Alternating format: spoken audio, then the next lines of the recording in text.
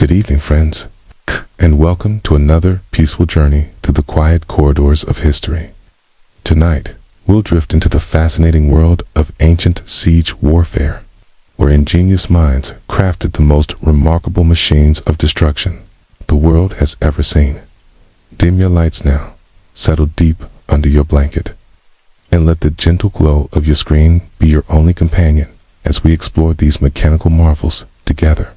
The rain is softly pattering against the window, and there is a distant rumble of thunder that seems to echo the very siege engines we'll discover tonight. If this calm journey helps you unwind and drift peacefully into slumber, tap that like button and subscribe only if it feels right. There's no pressure here, just a gentle invitation to join our community of nighttime history lovers. Tonight, I want to take you on a 5-hour journey through 6 remarkable chapters of siege warfare, from the thunderous trebuchets of medieval Europe to the mysterious Greek fire that burned upon the waves. Each story will unfold slowly, like turning the pages of an ancient manuscript by candlelight, revealing the extraordinary ingenuity of our ancestors who built these incredible machines.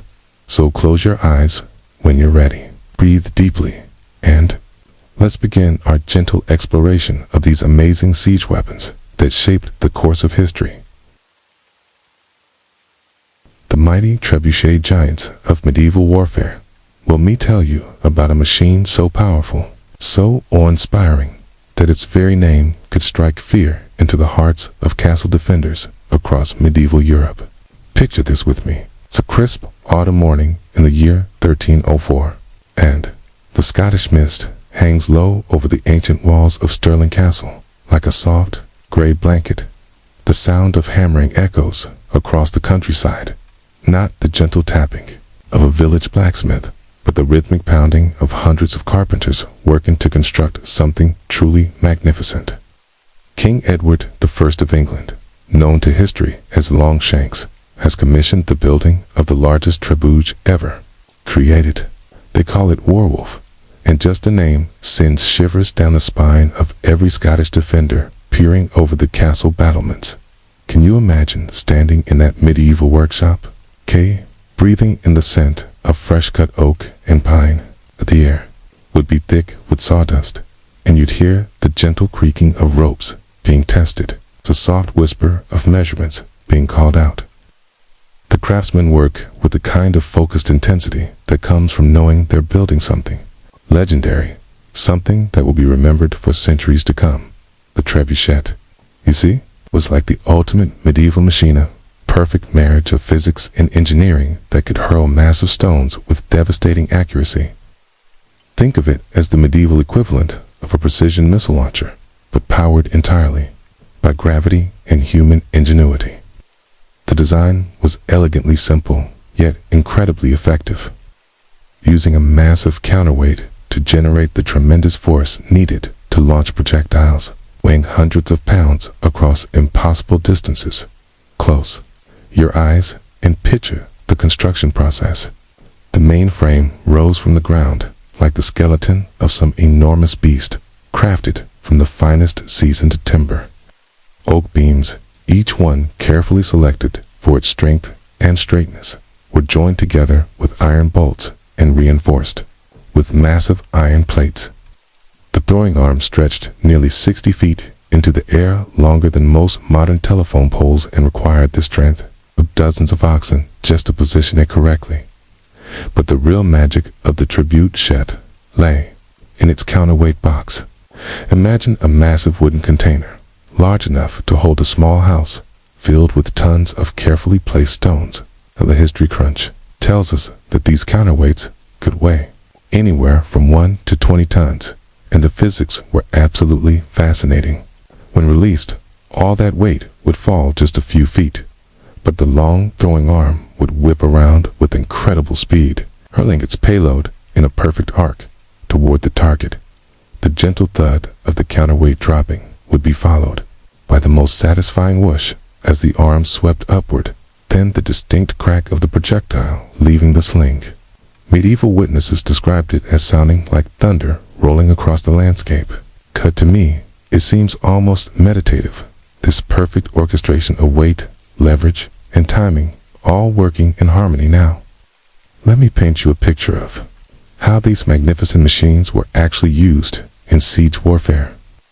The process was slow and methodical, almost ritualistic in its precision. First, the engineers would carefully survey the target, measuring distances and angles with instruments that seemed primitive by today's standards, but were remarkably accurate for their time. They understood trajectory and physics in ways that would make modern engineers nod with approval. The loading process was like a carefully choreographed dance. Teams of workers would winch down the massive throwing arm using a system of pulleys and ropes, the timber creaking under the tremendous tension. Then came the selection of ammunition, and here's where things get interesting. While we often think of trebuchets hurling simple stones, medieval engineers were surprisingly creative in their choice of projectiles. Sometimes they would launch massive boulders, carefully shaped and weighted to fly true through the air. Other times, they might load the trebuchet with dozens of smaller stones, creating a devastating shotgun effect that could clear defenders from the walls. But perhaps most ingeniously, they would sometimes launch containers of Greek fire, that mysterious Byzantine incendiary that could burn even on water, turning their trebuchet into a medieval flamethrower. I find it fascinating to imagine the psychological impact of these weapons. Picture yourself as a medieval castle defender, standing on the ramparts as the sun sets behind the enemy camp. In the growing darkness, you can see the silhouette of the trebuchet against the evening sky, its massive arm stretching upward like the finger of some ancient god. The very sight of it would be enough to weaken the resolve of even the bravest knights. The collector describes how trebuchets evolved over time, becoming more sophisticated and powerful. The early traction trebuchets required teams of men pulling ropes in perfect synchronization. It's like a medieval Taguva war team. But the later counterweight versions were marvels of engineering efficiency, requiring only a small crew to operate, while delivering far more power.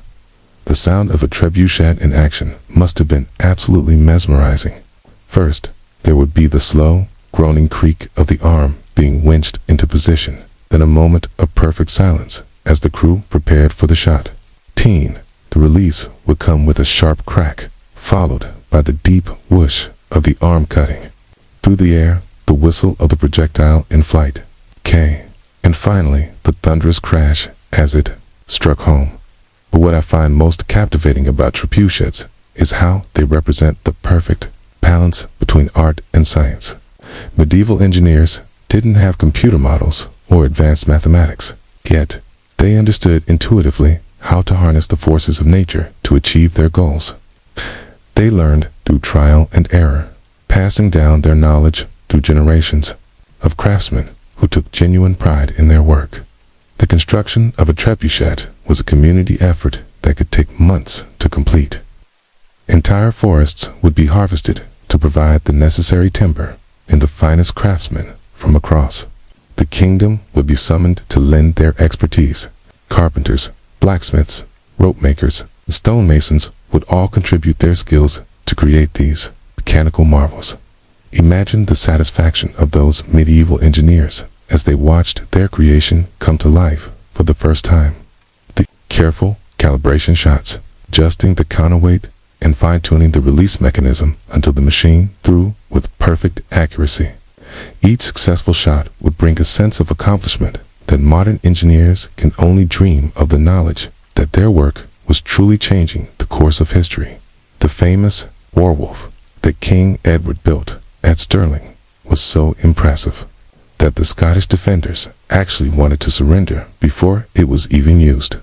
But Edward, proud of his magnificent machine, insisted on demonstrating its power. When that massive stone finally flew through the air and crashed into the castle wall, it must have been one of the most dramatic moments in medieval history. As the night grows deeper around us, picture those medieval siege camps lit by the warm glow of countless campfires. The trebuchet would stand silent in the darkness, its massive frame silhouetted against the stars, ready to resume its thunderous work at dawn.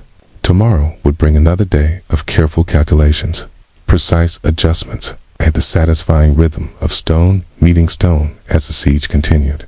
The legacy of these remarkable machines extends far beyond their military applications. They represent humanity's endless capacity for innovation.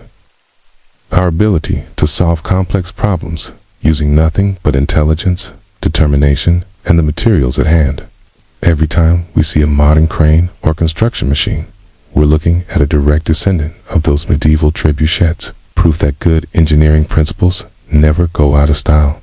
And as we leave this world of medieval siege warfare behind, let your mind drift to that peaceful moment just after the last shot of the day, when the trebuchet stands silent, and the only sound is the gentle crackling of the campfire and the soft murmur of soldiers settling down for the night.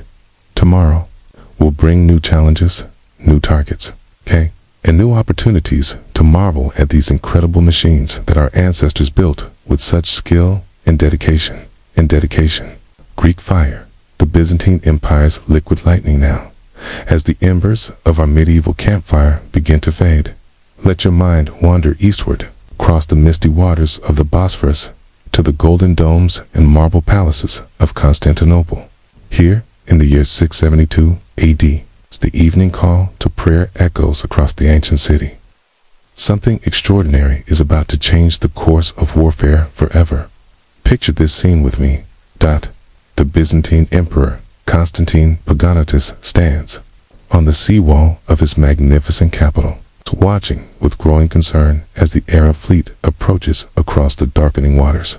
Hundreds of ships stretch to the horizon, their torches flickering like fallen stars on the gentle waves. It's a sight that would strike terror into any ruler's heart. But Constantine has a secret weapon that no enemy has ever faced before. In the workshops below the palace, a mysterious architect named Callinicus of Heliopolis is putting the finishing touches on his incredible invention. The air in his laboratory is thick with strange chemical smells: sulfur, pine, resin, and something else. Something that makes the very air seem to shimmer with potential energy. Callinicus works by candlelight, his hands steady despite the magnitude of what he's creating. He's about to unleash liquid fire upon the world. Greek fire, as history would come to know it, was like nothing that had ever existed before. Imagine a substance that could burn with the intensity of a modern flamethrower. Yet this was created over 1,000 years ago, using only the materials and knowledge available to a medieval alchemist. The Royal Museum's Greenwich tells us that the exact composition remains a mystery to this day. But naphtha, or petroleum, was likely the main ingredient, probably mixed with sulfur, pitch, and other secret components. The beauty of Greek fire lay not just in its destructive power, but in its almost magical properties. Unlike ordinary fire, this mysterious substance could burn on water, turning the sea itself into a weapon. Picture the Arab sailors' terror as they watched their ships consumed by flames that danced on the waves like some supernatural phenomenon. It must have seemed like the very gods themselves had taken sides in the battle. Close your eyes and imagine the preparation of this incredible weapon. In the darkened workshops beneath Constantinople, teams of carefully selected craftsmen would mix the secret ingredients with the precision of medieval chemists. The recipe was so closely guarded that only a handful of people in the entire empire knew the complete formula. Each batch had to be prepared with perfect accuracy. Too much of one ingredient, and the mixture might not ignite properly. It's too little, and it might not burn hot enough to be effective. The delivery system for Greek fire was equally ingenious. Byzantine engineers developed special bronze tubes called siphons, mounted in the bows of their warships like the heads of fire-breathing dragons. These weren't crude devices. They were precision instruments, carefully calibrated to spray the burning liquid in a controlled arc across the water. The mechanism worked by building up pressure in a bronze chamber, then releasing it through a nozzle that could be aimed with remarkable accuracy. I find it fascinating to to imagine the psychological impact of this weapon. Picture yourself as an Arab sailor on that fateful night in 672 AD, rowing steadily toward what you believe is just another coastal city to be conquered. The water around you is calm, the stars reflect peacefully on the gentle waves, and everything seems normal. Then suddenly, without warning, jets of liquid fire begin shooting from the Byzantine ships, turning the peaceful sea into a hellscape of dancing flames. The sound alone must have been terrifying, the whoosh of the pressurized liquid shooting through the bronze tubes, the roar as it ignited, the hiss and crackle as it spread across the water's surface. But it was the sight that would have been truly overwhelming. Streams of fire arcing through the darkness like deadly rainbows, transforming the familiar element of water into something alien and hostile. What makes Greek fire even more remarkable is how it represents the perfect fusion of chemistry and engineering. The Byzantine chemists had discovered that certain combinations of petroleum-based substances could create a self-sustaining chemical reaction that would continue burning, even when exposed to water. This wasn't just luck, it required a deep understanding of chemical principles that wouldn't be formally recognized for another 1,000 years. The strategic implications were enormous. For centuries, naval warfare had followed predictable patterns: ramming, boarding, and conventional projectiles. Greek fire changed everything. Suddenly, ships could engage enemies at a distance, turning their vessels into floating fortresses capable of controlling large areas of water. It was like introducing guided missiles to a world that had only known spears and arrows. Picture the careful preparation before a naval battle. The Byzantine crews would spend hours filling their bronze siphons with the precious liquid fire, testing the pressure systems and positioning the weapons for maximum effectiveness. The process required incredible courage. One mistake, one accidental ignition, and the entire ship could become a floating inferno. Yet these brave sailors handled their deadly cargo with the calm professionalism of experts who understood exactly what they were working with. The effectiveness of Greek fire wasn't just in its destructive power, but in its ability to spread fear and confusion among enemy forces. Imagine trying to maintain formation and discipline while watching your fellowships disappear in pillars of flame that seemed to defy the very laws of nature. Many battles were won before the first arrow was fired, simply because enemy commanders couldn't bring themselves to advance against such a terrifying weapon. The Byzantines used their liquid fire not just at sea, but in siege warfare as well. Handheld versions, called trebuchets, were developed for use on land, allowing defenders to spray fire from the walls of besieged cities. The collector mentions that Greek fire was even launched from sprinkled, specialized siege engines, designed to shoot this incendiary ammunition with devastating effect. The secrecy surrounding Greek fire was as important as the weapon itself. The Byzantine emperors understood that their military advantage depended on keeping the formula secret. So they created an elaborate system of security around its production. Only trusted family members and sworn associates were allowed to know. The complete recipe and the workshops were heavily guarded. This secrecy was so effective that when the Byzantine Empire finally fell in 1453, the secret of Greek fire died with it. I often wonder what it must have been like to be one of those few individuals who possessed the complete knowledge of Greek fire. Imagine carrying such a secret, knowing that you alone held the key to a weapon that could change the outcome of battles and alter the course of history. The responsibility must have been overwhelming, knowing that one careless word could give away an advantage that had protected your empire for centuries. The manufacturing process itself was probably quite meditative in its own way. Let's picture those Byzantine chemists working in their carefully controlled environment, measuring each ingredient with precision, heating and mixing the components while maintaining exact temperatures and timing. It was alchemy at its finest, part science, part art, and part magic. creating something that seemed to possess supernatural properties. The tactical use of Greek fire required incredible skill and coordination. Naval battles using this weapon were like deadly ballets, with ships maneuvering to bring their fire projectors to bear while avoiding enemy attempts to close for boarding. The Byzantine captains who mastered these tactics became legendary figures, their names whispered with awe and fear throughout the Mediterranean.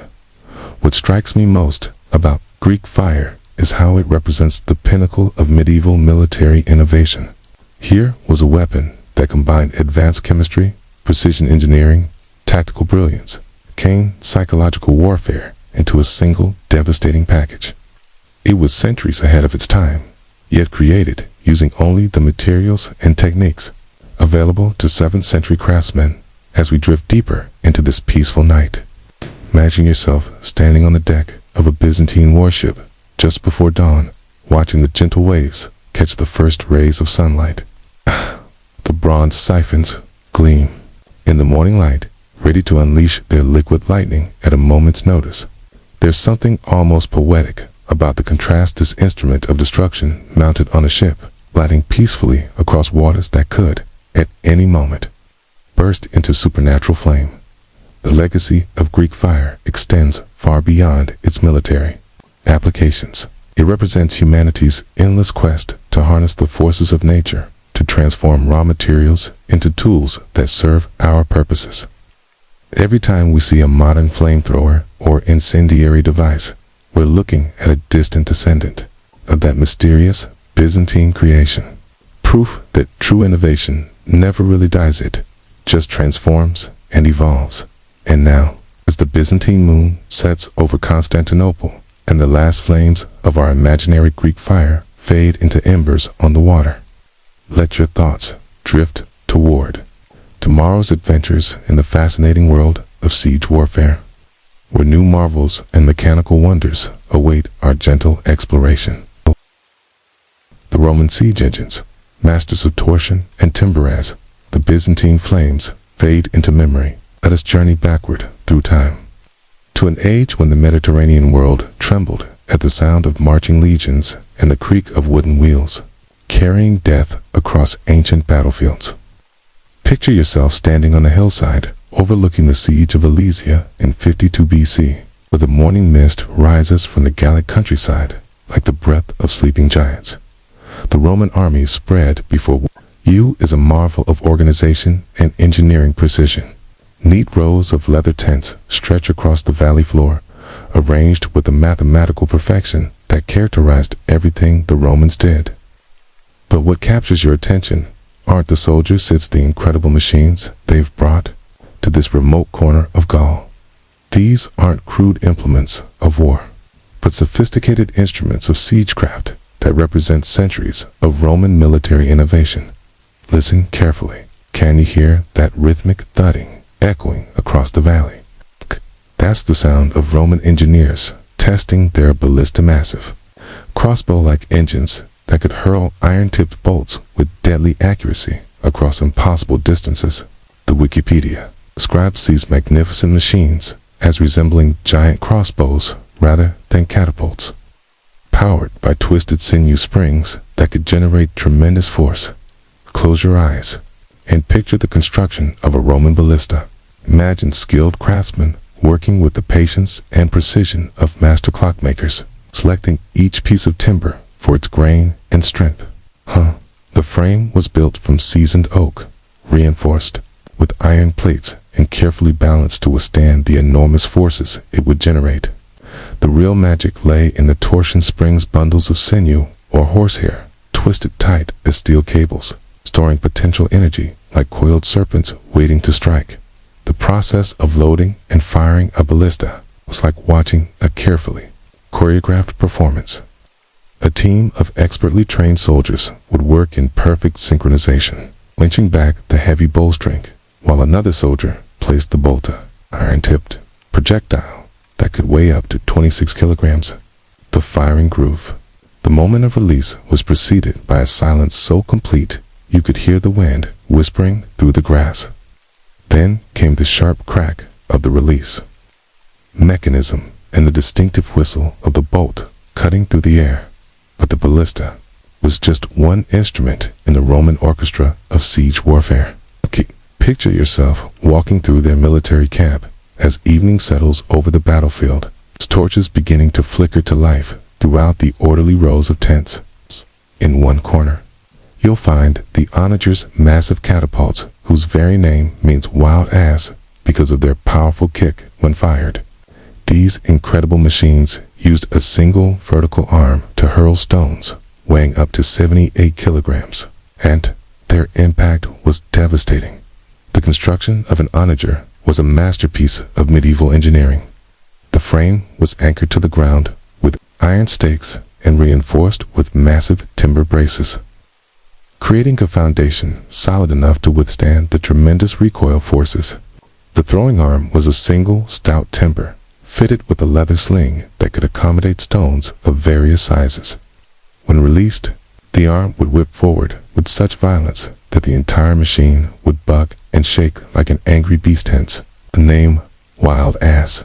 I find it fascinating to imagine the sound these machines made when fired. The onager would begin with a deep groaning as the windlass twisted the torsion springs to their breaking point. Then would come the sharp crack of the release, followed by the whoosh of the arm cutting through the air, the whistle of the stone in flight, and finally the thunderous crash as it struck its target. Medieval witnesses compared it to the sound of thunder rolling across the landscape, and I can only imagine how it must have echoed off the surrounding hills and valleys. Even more intriguing were the scorpion's smaller, more precise instruments that were like the sniper rifles of the ancient world. These crossbow-like devices could be operated by just 1 or 2 men and were incredibly accurate at long range. Wikipedia tells us about a dramatic incident during the siege of Amida in 359 AD, when a scorpion arrow killed the son of Grumbates, king of the Kyanite, as he approached the city to surrender. Imagine the precision required for such a shot, the careful calculation of distance and wind, the steady hand on the trigger, and the split-second timing that could change the course of history. Picture yourself as a Roman artillery officer, standing behind your battery of siege engines as the sun rises over an enemy city. Your scorpions are positioned for maximum accuracy, their bronze mechanisms gleaming in the morning light. Your ballistae are loaded and ready, their massive frames casting long shadows across the battlefield. And your onagers stand ready to hurl their stone projectiles in high arcs over the enemy walls. It's like ancient gods hurling thunderbolts from the heavens. The tactical coordination required to operate these weapons effectively was extraordinary. Roman artillery units were organized with military precision, each machine crewed by specialists who had trained for years to master their craft. There were the doctor's ballistarum, who supervised the operation, the ballistari, who operated the machines, and the skilled engineers who maintained and repaired them. It was like a highly trained orchestra, each musician playing their part in a deadly symphony of siege warfare. But what I find most remarkable about Roman siege engines is the level of scientific understanding they represented. These weren't crude devices built by trial and error. They were sophisticated machines, based on principles of physics and engineering that wouldn't be formally recognized for centuries. The Romans understood torque, trajectory, and mechanical advantage in ways that would impress modern engineers. Yet they accomplished all this using only the materials and tools available in the ancient world. The manufacturing process for these weapons was incredibly complex. Imagine the workshops of Roman military engineers, filled with the sounds of sawing, hammering, and the careful scraping of iron on wood. Each machine had to be built to exacting specifications, with tolerances measured to the width of a human hair. The torsion springs alone required months of careful preparation, twisting bundles of sinew or horsehair to exactly the right tension while maintaining perfect balance throughout the mechanism. The logistics of siege warfare with these machines must have been staggering. Picture the supply trains required to support a Roman siege wagon after wagon loaded with spare parts, ammunition, tools, and the raw materials needed to keep these complex machines operational. Each ballista bolt had to be individually crafted by skilled smiths. Each stone for the onagers carefully selected and shaped for maximum accuracy. It was an industrial operation on a scale that wouldn't be seen again until the modern era. One of the most fascinating aspects of Roman siege engines was their psychological impact. Imagine being a defender on the walls of a besieged city, watching these mechanical monsters being assembled in the enemy camp. The very sight of a fully deployed Roman artillery battery would be enough to break the morale of even the bravest soldiers. These weren't just weapons, they were symbols of Roman engineering superiority, proof that resistance was futile against such technological might. The Romans also understood the importance of mobility in siege warfare. Their siege engines were designed to be disassembled and transported by wagon train, then quickly reassembled at the next target. This meant that Roman armies could bring their full artillery power to bear anywhere in the known world. From the forests of Germania to the deserts of Africa, it was this combination of firepower and mobility that made Roman siege warfare so devastatingly effective. Picture the scene after a successful siege, when the city walls have been breached and the defenders have surrendered. The Roman artillery crews would carefully dismantle their machines, wrapping each component in protective cloth and loading it onto the supply wagons. These weren't disposable weapons. They were valuable assets that would serve the legion for years to come. They were treated with the respect due to such sophisticated instruments of war. The maintenance of these machines required constant attention from skilled craftsmen. Imagine the evening routine in a Roman siege camp, with teams of engineers carefully inspecting each machine for signs of wear or damage. Torsion springs would be adjusted, wooden components oiled and sealed against the weather, and metal parts sharpened and polished to perfection. It was like maintaining a fleet of precision instruments, requiring patience, expertise, and an almost obsessive attention to detail as the stars began to appear in our ancient Roman sky. Picture yourself settling down beside a campfire near the artillery park, listening to the gentle sounds of the night, the soft murmur of sentries making their rounds, the distant call of night birds, and the gentle creaking of siege engines cooling in the evening air. Tomorrow will bring another day of careful calculations and precise engineering. For now, there's a peaceful satisfaction in knowing that these incredible machines stand ready to serve their purpose when called upon. The legacy of Roman siege engines extends far beyond their military applications. They represent the peak of ancient engineering achievement. Proof that human ingenuity and determination can overcome seemingly impossible challenges.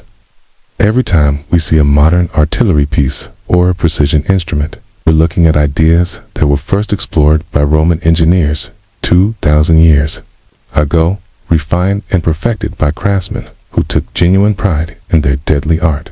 And now, as our Roman campfire burns low and the last sounds of the military camp fade into the gentle night, let your mind drift toward the next chapter of our journey through siege warfare, where new wonders and mechanical marvels await our quiet. The battering ram and siege tower, ancient arts of assault now, as the Roman campfires fade into distant embers. Let your imagination carry you forward through the centuries to a misty dawn in medieval England. The year is 1216, and the stone walls of Dover Castle rise like ancient guardians against the gray morning sky. But today, these walls will face a challenge unlike any they've experienced before: the methodical, relentless assault of siege engines that have been perfected over thousands of years of warfare. Listen, ... Can you hear that deep, rhythmic pounding echoing across the countryside? It's like the heartbeat of some enormous beast, steady and implacable. That's the sound of a battering ram at work, one of humanity's oldest and most enduring siege weapons. Picture this massive device, a tree trunk, thick as a man's waist, capped with an iron head shaped like the skull of some ancient god, suspended by chains within a wooden frame that rolls on solid wheels toward the castle gate. The History Crunch tells us that battering rams were among the simplest yet most effective siege weapons ever devised. But there's something almost meditative about their operation, the steady rhythm of impact after impact, the patient wearing away of stone and timber, the unstoppable persistence that characterized medieval siege warfare. It's like watching water gradually carve through solid rock, one drop at a time. Close your eyes and imagine yourself as part of the ram crew, standing beneath the protective wooden canopy as your team prepares for another swing. The ram itself weighs several tons, and it takes the coordinated effort of dozens of men to make it effective. You can feel the smooth wood of the rope in your hands, worn smooth by countless previous sieges. The command comes, heave, and you pull with all your strength. It's helping to draw the massive log backward until it reaches the perfect point of tension. Then comes the moment of release. The ram swings forward with the force of accumulated momentum, its iron head striking the oak-reinforced gate with a sound like thunder. The impact reverberates through your entire body, through the protective framework around you, and through the very ground beneath your feet. You can feel the gate giving way, bit by bit, with each blow. Satisfying work, the kind of simple, honest labor that produces measurable results. But the real art of the battering ram lay not just in its construction, but in its protection. The collector describes how these protective frameworks are often covered with wet animal hides to resist fire attacks from the defenders above. Imagine the smell of wet leather and damp wood, the constant drip of water from the protective covering, and the reassuring strength of the timber framework that kept you safe from arrows and burning oil. The psychology of the battering ram was as important as its physical power. Picture yourself as a castle defender, standing on the walls and watching this inexorable machine approaching your gate. There's something terrifying about its simple, unstoppable purpose. Unlike the dramatic flash of catapults or the precision of crossbows, the battering ram represents pure, patient determination. It will keep pounding, hour after hour, day after day, till something gives way. Now, let your imagination expand to encompass an even more impressive sight. Rising from the siege camp like a medieval skyscraper, a massive siege tower rolls slowly toward the castle walls. These incredible structures, sometimes called belfries, were like mobile fortresses designed to bring attacking soldiers face to face with the defenders on the battlements.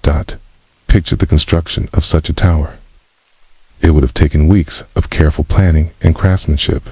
The base was built on a framework of solid wheels, each one carved from a single massive tree trunk and bound with iron hoops for strength. The tower itself rose in levels, each one carefully braced and reinforced to support the weight of fully armed soldiers at the top. A drawbridge mechanism allowed attackers to bridge the gap between the tower and the castle wall. The collector describes how these towers were often as tall as the walls they were designed to assault, sometimes reaching heights of 60 feet or more. Imagine standing at the base of such a structure and looking up. Would have been like looking up at a wooden cathedral, except this cathedral was designed to move and fight. The interior of a siege tower was a marvel of medieval engineering. Picture climbing the internal ladders, passing level after level of platforms where archers and crossbowmen could fire through carefully placed windows. The air inside would be thick with the smell of seasoned timber and leather, punctuated by the metallic scent of weapons and armor. Each level had its own purpose: storage for weapons and supplies, locations for marksmen, and, finally, the assault platform at the top, where the bravest soldiers were prepared to storm the enemy walls. The movement of a siege tower across the battlefield was one of the most impressive sights in medieval warfare. It required teams of men and oxen working in careful coordination. pushing and pulling the massive structure across uneven ground while maintaining perfect balance. The tower would advance slowly but steadily, like some enormous beast approaching its prey. The ground would shake under its weight, and the wooden structure would creak and groan with each revolution of the massive wheels. But perhaps the most challenging aspect of siege tower warfare was the approach itself. Castle defenders would do everything in their power to stop or destroy the tower before it reached their walls. Picture the shower of arrows that would rain down from the battlements, the burning oil and pitch that would be poured from the ramparts, and the massive stones hurled by defending catapults. The exterior of the tower would bristle with arrows like a giant porcupine, and the wet animal hides covering its sides would steam and smoke from the constant fire attacks inside the tower.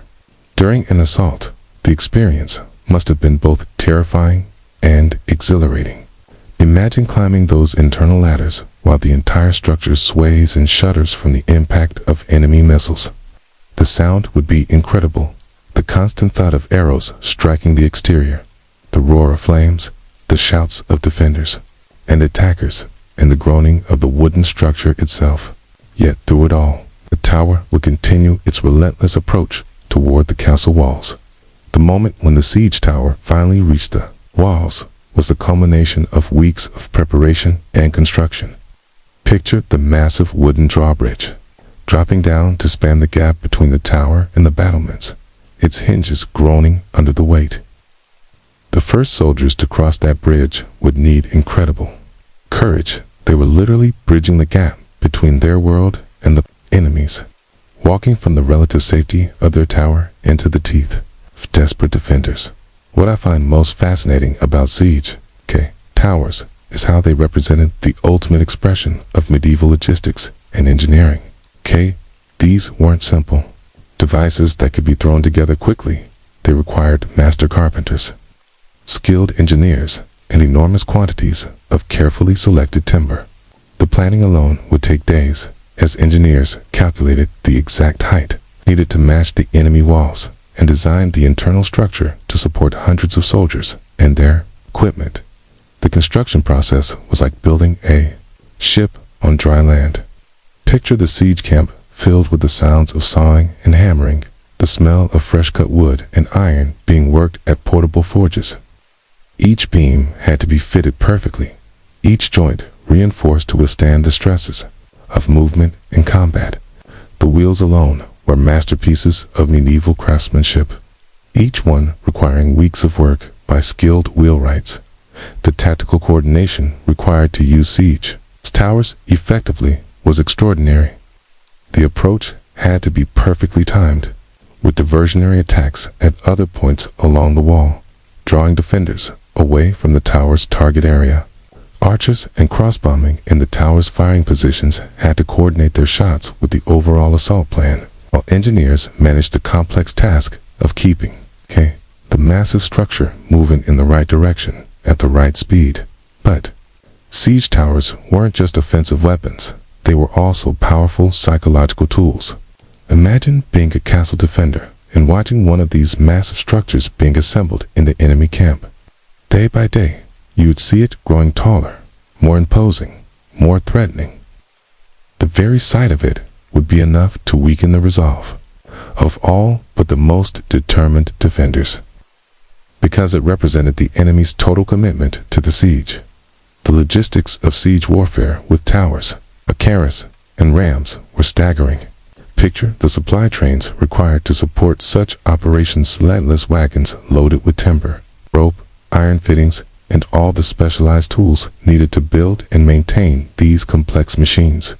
Each siege required the services of hundreds of craftsmen and laborers, turning the attacking army into a massive construction project that happened to involve warfare. The maintenance of these siege engines during extended campaigns was equally challenging. Imagine the daily routine of inspecting every rope for fraying, every wooden joint for loosening, every iron fitting for signs of stress. The constant dampness of medieval weather could rot timber in days, if not properly treated, while the heat and shock of combat could split the strongest beams, while the heat and shock of combat could split the strongest beams. Teams of carpenters worked constantly to repair battle damage and reinforce weak points. One of the most remarkable aspects of battering rams and siege towers was their adaptability. Engineers would modify their designs based on the specific challenges of each siege, facing a particularly high wall. The tower would be built taller, encountering exceptionally strong gates. The ram would be reinforced with additional ironwork and fitted with specialized heads designed to splinter specific types of wood or crack particular kinds of stone. Picture the scene inside a siege tower during the final assault on a castle. The air would be thick with tension and the smoke from burning arrows. Soldiers would check their weapons one final time, adjusting their armor and mentally preparing for what lay ahead. The gentle swaying of the tower as it rolled forward would be like being on a very slow, very dangerous ship sailing toward an enemy shore. The cooperation required between the ram and tower crews was extraordinary. Often these weapons would be used in combination, with the tower providing covering fire and distraction, while the ram crews worked to breach the gates below. Timing was everything. The tower had to reach the walls at exactly the moment when the ram had weakened the gates enough for infantry to pour through the breach. As our medieval siege draws to a close, and the morning mist begins to lift from the ancient battlefield, pictured the aftermath of a successful assault. The siege tower stands silent against the captured walls, its drawbridge still extended like a wooden handshake between victor and vanquished. The battering ram rests quietly in its frame, its iron head cooling in the morning air after hours of thunderous work. There is something poetic about these simple machines. They represented warfare at its most honest and straightforward. No complex mechanisms, no mysterious chemicals, just solid engineering principles applied with medieval determination. They were tools that did exactly what they were designed to do, nothing more and nothing less. Yet, they changed the course of history through their simple effectiveness. The craftsmen who built these engines took genuine pride in their work. Imagine a master carpenter signing his name in some hidden corner of a siege tower's framework, knowing that his creation might outlast the siege itself and serve in future campaigns. Or picture a blacksmith carefully forging the iron head for a battering ram, understanding that the quality of his work could mean the difference between victory and defeat for an entire army. As we prepare to leave this world of medieval siege warfare, listen once more to the gentle sounds of the evening, the soft creak of cooling timber, the distant murmur of soldiers settling down for the night, a cane, and the peaceful rustling of banners in the evening breeze. These simple sounds remind us that even in the midst of warfare, there were moments of quiet beauty and human craftsmanship that transcended the violence of their times. And now, as the stars begin to appear over our ancient battlefield and the last echoes of ram and tower fade into memory, let your mind wander toward new horizons of siege warfare, where even more incredible inventions await our gentle exploration in the peaceful hours. Chinese fire dragons and gunpowder innovations, as the medieval mists of Europe fade behind us. Let your imagination carry you across vast continents and centuries, to the misty mountains and ancient cities of China during the Song Dynasty. Picture yourself standing in a workshop in the year 1000 AD, where the air shimmers with more than just heat from the forges. It sparkles with the potential of an invention that will change warfare forever. The gentle morning light filters through rice paper windows, illuminating workbenches covered with strange powders and mysterious devices.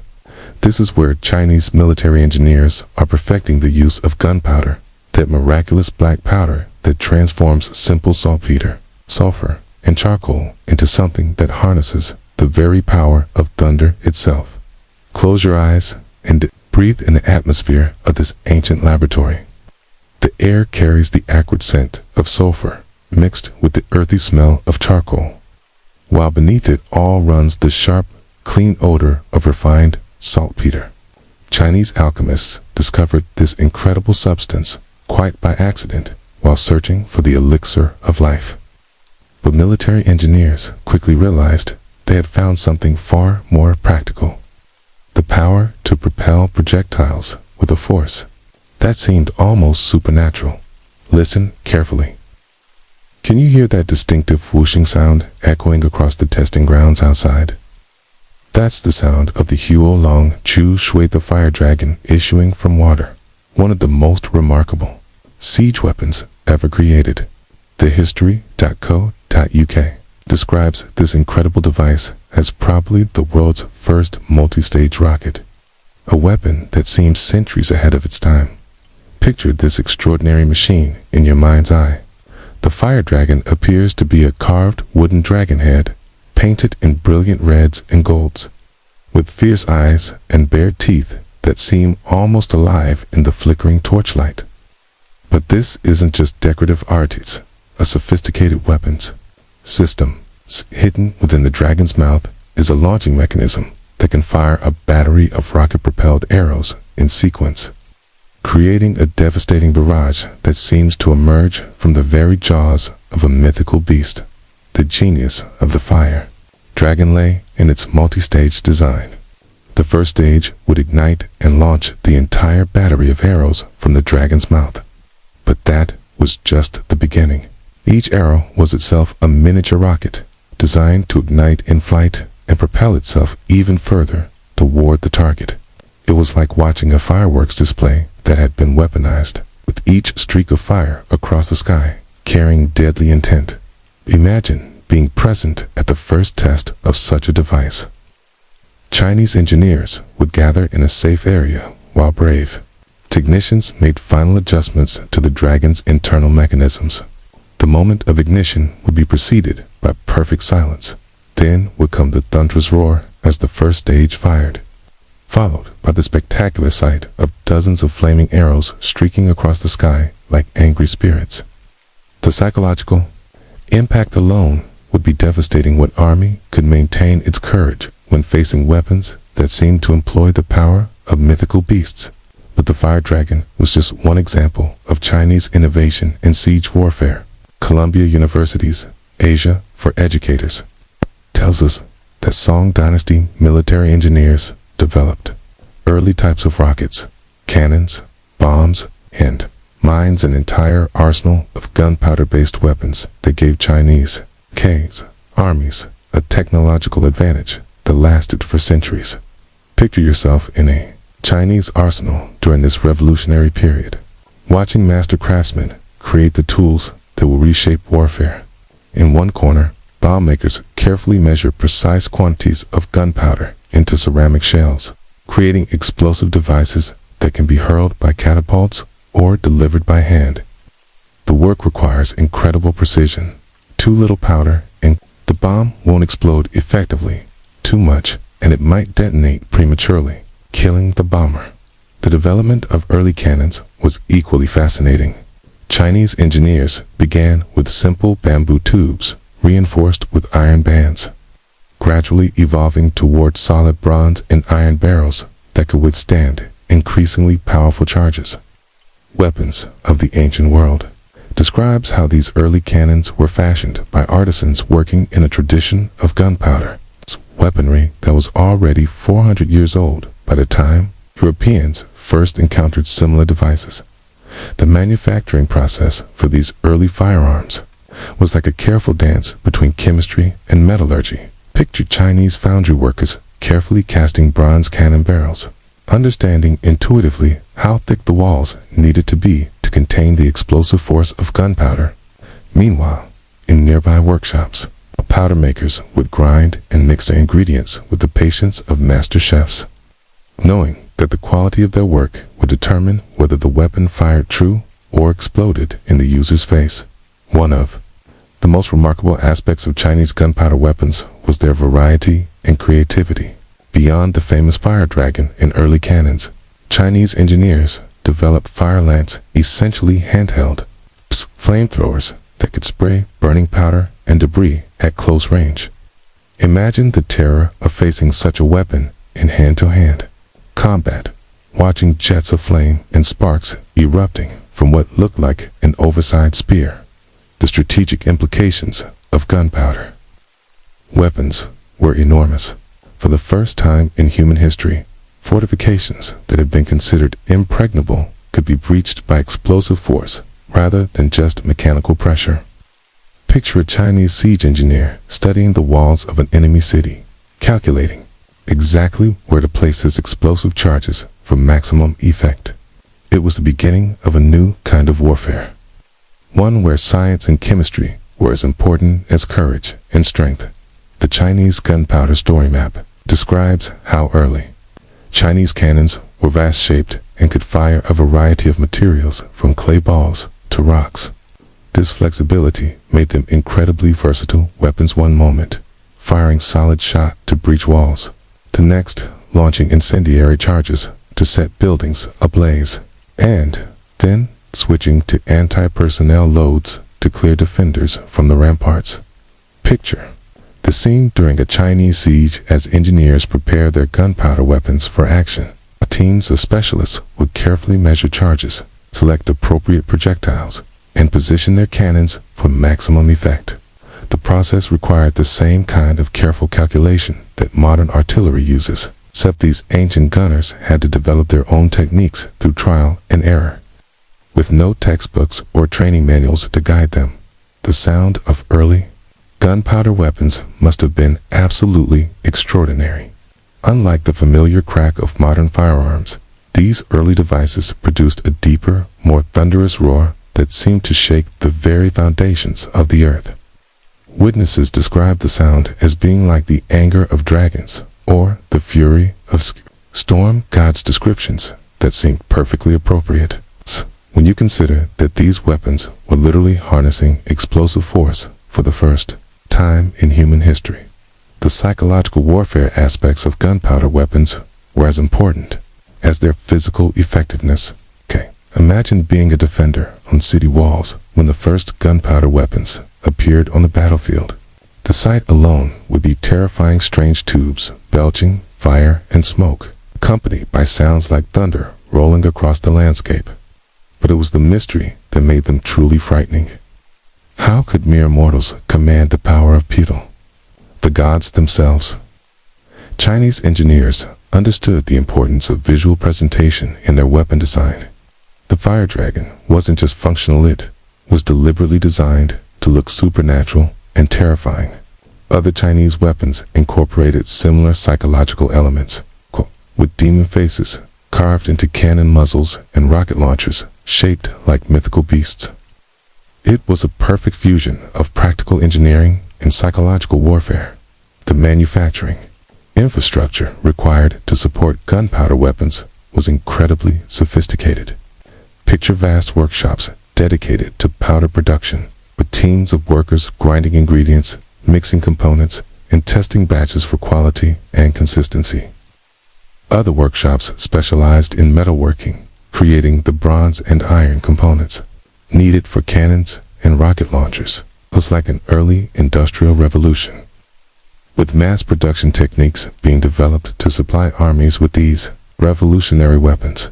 The training required to use these weapons effectively was equally complex. Chinese military manuals from this period describe detailed procedures for loading, aiming, and firing different types of gunpowder weapons. Soldiers had to learn not just marksmanship, but basic chemistry, understanding how weather conditions affected powder performance, how to store ammunition safely, and how to maintain their weapons in fighting condition. One fascinating aspect of Chinese gunpowder development was the rapid pace of innovation. Within just a few centuries, Chinese engineers progressed from simple firecrackers to sophisticated multi-stage rockets and powerful cannons. Each generation of weapons improved on the last, incorporating lessons learned from battlefield experience and advances in metallurgy and chemistry. Picture a Chinese military engineer from this period examining a captured enemy weapon, carefully studying its construction and design principles. The Chinese were remarkably open to learning from others, while simultaneously pushing the boundaries of their own technology. This combination of innovation and adaptation allowed them to maintain their technological advantage for centuries. The logistics of supplying gunpowder weapons were staggering, okay? Unlike traditional siege engines that could be built from local materials, these weapons required carefully manufactured ammunition and precisely mixed gunpowder.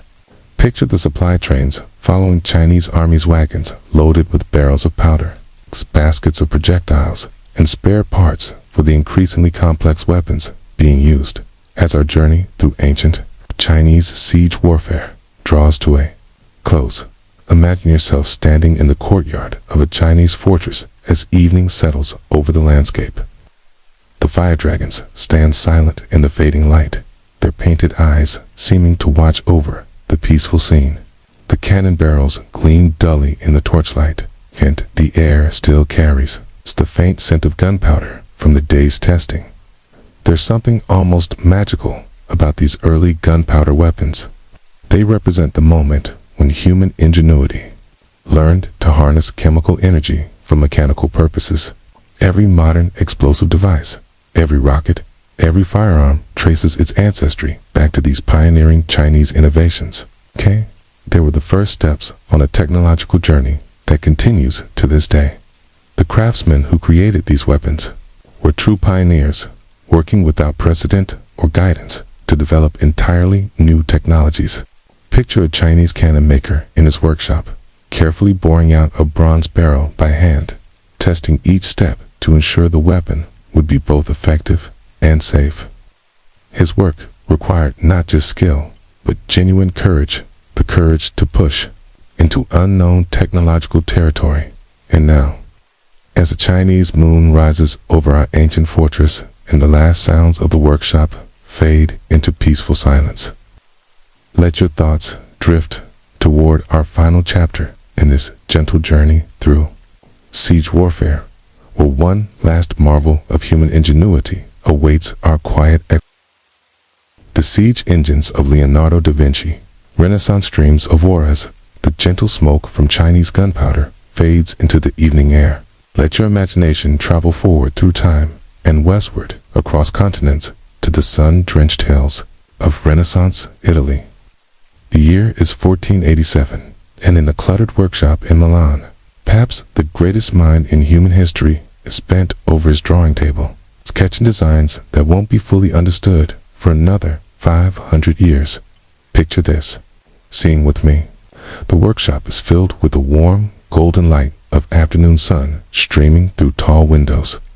The air carries the scent of oil paints, aged parchment, and the sawdust from countless wooden models. Scattered across every surface are drawings, sketches, and half-finished inventions that seem to belong more to the future than to the 15th century.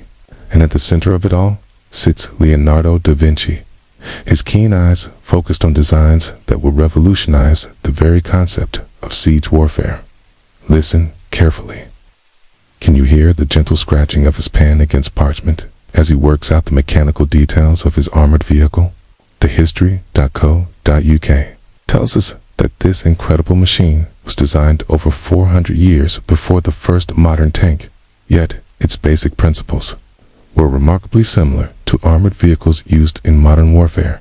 Close your eyes and envision Leonardo's armored car taking shape under his skilled hands. The design was elegantly simple, yet revolutionary. A wooden shell covered with metal plating, designed to be completely enclosed and invulnerable to conventional weapons. Inside, crews would operate hand cranks that turned the wheels, while gunners could fire from protected positions through carefully designed openings in the armor. It was like a medieval spaceship, completely self-contained and virtually unstoppable. The psychology behind Leonardo's design was as sophisticated as its engineering. Picture enemy soldiers watching this strange, rounded machine rolling across the battlefield, seemingly invulnerable to arrows, spears, or any conventional weapon. The very sight of it would be enough to break the morale of traditional forces, because it represented something completely outside their experience. A machine that seemed to follow entirely different rules of warfare. But Leonardo's armored vehicle was just one example of his revolutionary approach to siege warfare. His giant crossbow was perhaps even more impressive. A massive siege engine that dwarfed traditional ballistas in both size and power. TheHistory.co.uk describes this incredible machine as measuring roughly 27 meters long and half as much across. It's constructed of thin wood for flexibility and capable of firing projectiles, weighing 45 kilograms. Imagine standing beside this colossal weapon as Leonardo's engineers prepared for firing. The crossbow was mounted on 6 wheels for mobility. Yet, when positioned for combat, it would dwarf everything around it. The bowstring alone would require a complex gear system to draw back. Leonardo designed 2 alternative firing mechanisms to ensure reliability. It was like a medieval artillery piece that combined the precision of a crossbow with the power of a siege engine. The construction process for Leonardo's giant crossbow would have been a masterpiece of Renaissance engineering. Picture teams of skilled craftsmen working from Leonardo's detailed drawings, carefully shaping each component to his exacting specifications. The wood had to be seasoned and prepared with techniques that were centuries ahead of their time, while the metal components required precision work that wouldn't be matched until the Industrial Revolution. What I find most fascinating about Leonardo's siege engines is how they represented a completely new philosophy of warfare. Traditional siege weapons relied on brute force and simple mechanical principles. Leonardo's designs incorporated sophisticated understanding of aerodynamics, metallurgy, and mechanical engineering. He wasn't just building better weapons, he was reimagining what weapons could be. Picture yourself in Leonardo's workshop as he explains his latest design to potential patrons. His enthusiasm for innovation was infectious, and his ability to visualize complex mechanical systems was unmatched in his era. He could see in his mind's eye how every gear would turn, how every component would interact, and how the finished machine would perform on the battlefield. It was engineering at the level of art, and art at the level of science. The correspondence between Leonardo and the rulers of his time provides fascinating insights into Renaissance siege warfare. In his famous letter to Ludovico Sforza, Duke of Milan, Leonardo wrote, "I can make armored cars, safe and unassailable, which will enter the serried ranks of the enemy with their artillery. And there is no company of men-at-arms so great that they will not break it." The confidence in his voice is unmistakable. He genuinely believed his innovations could change the nature of warfare itself. But Leonardo's siege innovations went beyond individual weapons to encompass entire systems of fortification and assault. His drawings include detailed plans for improved castle designs, revolutionary approaches to undermining enemy walls, and even early concepts for what we would now recognize as military engineering principles. He understood that warfare was becoming increasingly technical, requiring scientific approach rather than just courage and strength. The manufacturing challenges for Leonardo's designs would have been enormous. Picture the workshops required to build his armored vehicle, teams of metalworkers creating the protective plating, carpenters crafting the internal framework, mechanical engineers assembling the complex gear systems that would power the machine. Each component had to be crafted to tolerances that were incredibly demanding for 5th century technology. One of the most remarkable aspects of Leonardo's siege engine designs was their modular approach to construction. Unlike traditional siege weapons that were built as single, massive structures, many of Leonardo's machines could be disassembled for transport and quickly reassembled at the siege site. This gave armies unprecedented mobility and flexibility, allowing them to bring their full firepower to bear anywhere they chose to campaign. The tactical implications of Leonardo's innovations were staggering. His armored vehicles could punch through enemy lines with impunity, while his giant crossbows could strike targets at ranges that traditional siege engines couldn't match, combined with his improved fortification designs. These innovations represented a complete revolution in military thinking, the beginning of truly scientific warfare. Picture a Renaissance battlefield where Leonardo's machines have been deployed. In combat, the armored vehicles would advance slowly but steadily, immune to conventional weapons and creating gaps in enemy lines for traditional forces to exploit. Meanwhile, the giant crossbows would engage targets at maximum range. Their precision and power making conventional siege engines seem primitive by comparison. The training required to operate Leonardo's machines would have been unlike anything seen before in medieval warfare. These weren't simple devices that could be mastered through traditional military experience. They required operators who understood mechanical principles, gear ratios, and precision timing. T was the beginning of technical specialization in military forces. It's a precursor to modern military engineering units. But perhaps the most revolutionary aspect of Leonardo's approach was his use of scientific method in weapon design. Rather than relying on tradition or trial and error, he applied principles of mathematics, physics, and engineering to create weapons that were theoretically optimal for their intended purposes. His notebooks are filled with calculations, stress analyses, performance projections that wouldn't look out of place in a modern engineering textbook. The materials science required for Leonardo's designs was equally advanced. His armored vehicles required metal alloys that could provide protection while remaining light enough for the hand-cranked propulsion system.